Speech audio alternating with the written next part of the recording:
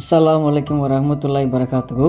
இது பொட்டல்புத்தூரில் நடக்கிற நாகூர் ஆண்டவர் கொடியேற்றத்திற்கான கொடி ஊர்வலம். இது பிறை 9ஆம் இரவு தான், பிறை 10ஆம் இரவு. அந்த இரவில் தான் இந்த கொடியேற்றம் நடக்குது. சரி, வீடியோவை தொடரலாம்.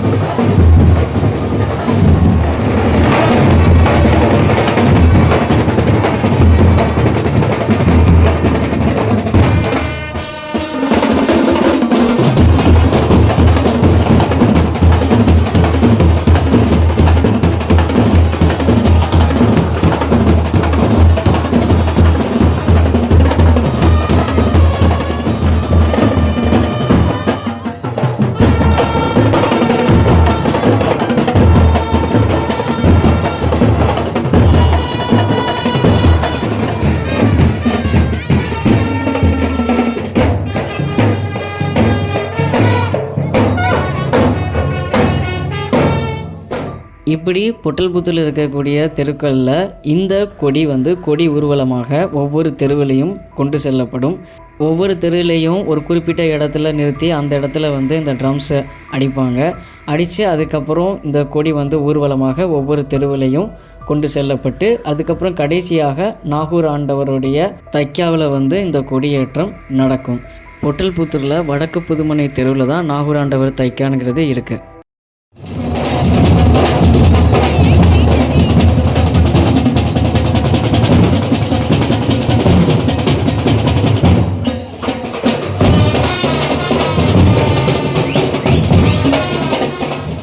நான் முதலே சொன்ன மாதிரி இந்த கொடி ஊர்வலமாக ஒவ்வொரு தெருக்களுக்கும் கொண்டு செல்லப்பட்டு அதுக்கப்புறம் நாகூர் ஆண்டவர் தைக்காவுக்கு கொடியேற்றம் நடக்கப்பெறும். பொட்டல்புத்தூரில் நிறைய தெருக்கள் இருக்குது. ஒவ்வொரு தெருக்களுக்கும் போய் என்னால் வீடியோ எடுக்க முடியாது. அதனால் என்னால் முடிஞ்சதை நான் வீடியோ எடுத்திருக்கேன். தெருவே ரொம்ப அலங்காரமாக இருக்குது அப்படின்னா நம்ம புரிஞ்சுக்கணும், இதுதான் வடக்கு புதுமனை தெரு. இந்த தெருவில் தான் நாகூர் ஆண்டவர் தைக்கானுங்கிறது இருக்குது. அதனால தான் இந்த தெரு ஃபுல்லுமே லைட்டாக ரொம்ப டெக்கரேஷன் பண்ணி ரொம்ப சூப்பராக இருக்குது இந்த தெரு. இன்னும் கொஞ்சம் நேரத்தில் நிறையா கூட்டம் இங்கே கூடிடும். இப்போதைக்கு கூட்டம் வரலை. காரணம் என்னென்னா கொடி வர்றதுக்கு எப்படியுமே 9 மணி ஆயிரும். கரெக்டாக 9-9:30 தான் கொடி ஏற்றப்படும். அது வரைக்கும் இங்கே கூட்டம் இருக்காது, கொஞ்சம் தான் கூட்டம் இருக்கும். அதுக்கப்புறம் மேலே கூட்டங்கள் அதிகமாயிரும். அதுக்கப்புறம் ரொம்ப கூட்டமாக இங்கே இருக்கும். அதுக்கப்புறம் கொடியேற்றம் முடிஞ்சதும் நேர்ச்சி விளம்புவாங்க. அதுக்கப்புறம் இந்த நேர்ச்சியை வாங்கினதுக்கப்புறம் மக்கள் எல்லாரும் இந்த இடத்துலேருந்து கலைஞ்சு போயிடுவாங்க. ஏற்கனவே சாப்பிட்ற 2 கடைகள் பார்த்தோம். இது என்னென்னா பிள்ளைங்களுக்கான ஷாலு, கிளிப்பு, அதுக்கப்புறம் பேண்டு, அதுக்கப்புறம் வளையல், இது எல்லாமே பெண்களுக்கான விஷயங்கள் வாங்குறதுக்காக இங்கே கடை போட்டிருக்காங்க. டியூப்லைட்லாம் போட்டு ரொம்ப அழகாக வெளிச்சமாக வச்சுருக்கிற இந்த இடம் தான் நாகூர் ஆண்டவர் தைக்காவுக்கு பக்கத்தில் இருக்கிற இந்த மரத்தில் தான் 10ஆம் இரவு கொடி ஏறப்போகுது. இதுதான் கொடியேற்றம் நடக்க போகிற மரம். அடுத்ததாக தர்காவை சுற்றி இருக்கிற இடங்களை பார்க்கலாம். இதுதான் முதல் பிறை கொடி. இந்த இடத்துல தான் முதல் கொடி ஏற்றப்பட்டது. இதுதான் முதல் பிறை கொடி. இந்த மரத்தில் தான் முதல் கொடியேற்றம் நடந்துச்சு. இது 2 டிசம்பர் 2024 அன்று நடந்தது இந்த கொடியேற்றம். இப்போ 11/12/2024 இந்த கொடியேற்றம் நடக்குது.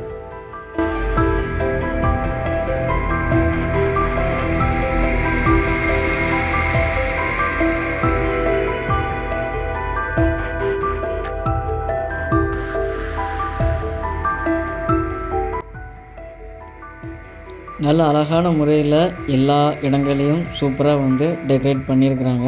பார்க்குறதுக்கு ரொம்ப அழகாக இருக்குது எல்லா இடங்களும். இந்த போர்டில் இருக்கிற வலங்காப்புலியூர் அப்படின்னு சொல்கிறது இந்த இடத்த தான் குறிக்குது. இந்த இடத்துல தான் நாகூர் ஆண்டவருடைய தைக்கா இருக்குது.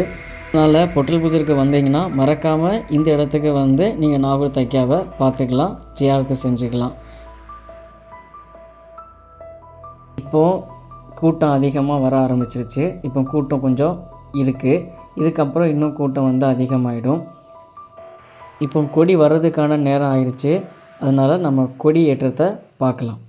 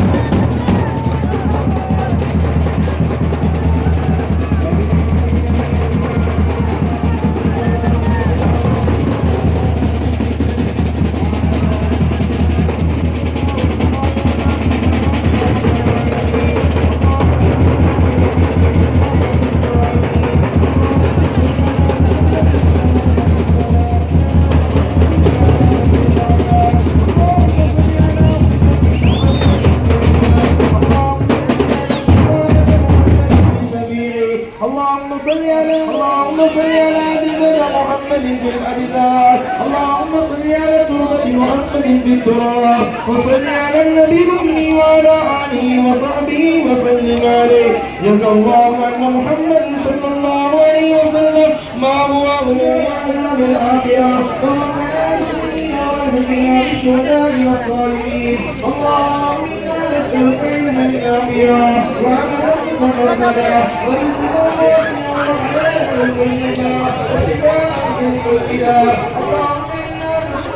நல்லபடியான முறையில் கொடியேற்றம் நடந்து முடிஞ்சிச்சு. இதுக்கப்புறம் வந்து நேர்ச்சைகளை விளம்புவாங்க. நேர்ச்சைகளை மக்கள் வாங்கினதுக்கப்புறம் இங்கேருந்து கூட்டம் வந்து கலைஞ்சு போயிடும். இதுதான் நாகூர் ஆண்டவர் கொடியேற்றம். இந்த கொடியேற்றம் வந்து சிறப்பான முறையில் நடைபெற்றிருக்கு. நாகூர் ஆண்டவருடைய நினைவாக இந்த இடத்துல வருடம் கண்டிப்பான முறையில் முதல் பிறை கொடியும் 10ஆம் இரவு கொடியும் நடக்கும். இன்ஷா அல்லாஹ் எல்லா மக்களும் இதில் கலந்துக்கிட்டாங்க. அல்லாஹ் எல்லா மக்களையும் இறைநேசர்களின் நினைவாக இங்கே ஏற்றப்பட்ட கொடியேற்றத்தில் கலந்து கொண்ட அனைவருக்கும் அல்லாஹ் எல்லா விதமான வளங்களையும் கொடுக்க வழி செய்யட்டும், கிருபை செய்யட்டும். அஸ்ஸலாமு அலைக்கும் வரஹ்மத்துல்லாஹி வபரகாத்துஹு.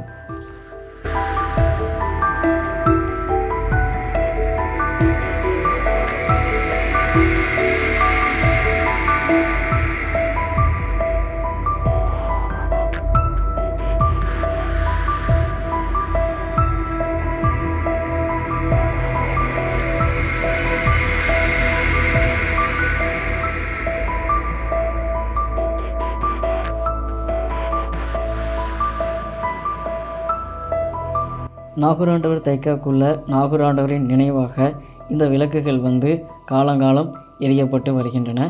இதுதான் நாகூர் ஆண்டவருடைய நினைவாக எரியப்படும் விளக்குகள். அதுக்கு பின்னாடி போர்வை இருக்குது. அதுக்கு மேலே வந்து நம்ம நியத்து பண்ணி நம்ம வந்து மாலைகள் போட்டுக்கலாம். இதுதான் நாகூர் ஆண்டவர் தைக்காக்குள்ளே இருக்கக்கூடிய விஷயம். மேலும் இந்த இடத்துல இருந்து நம்ம என்ன நியத்து பண்ணாலும் அது நாகூர் ஆண்டவருடைய தர்காவுக்கு நியத்து பண்ணதுக்கு சமம். நாகூருக்கு போக முடியாதவங்க இங்கே நியத்து செஞ்சுக்கலாம். அது மட்டும் இல்லை, இங்கேருந்து நம்ம வந்து நாகூர் ஆண்டவருடைய பேரில் நம்ம என்ன நியத்து பண்ணி கொடுத்தாலும் அதுவும் நாகூர் ஆண்டவருக்கு போய் சேரும். பலருடைய ஹாஜத்துக்கள் இந்த இடத்துல இருந்து நியத்து செஞ்சு அதனால் நிறைய பேருக்கு நடந்திருக்கு. நாகூர் ஆண்டவருடைய வருகையும் அவருடைய துவா பர்க்கத்தும் கண்டிப்பான முறையில் எல்லா இடங்கள்லேயும் இருக்குது. அதே போல் இந்த இடத்துலையும் கண்டிப்பான முறையில் இருக்குது. அஸ்ஸலாமு அலைக்கும் வரஹ்மத்துல்லாஹி வபரகாத்துஹு.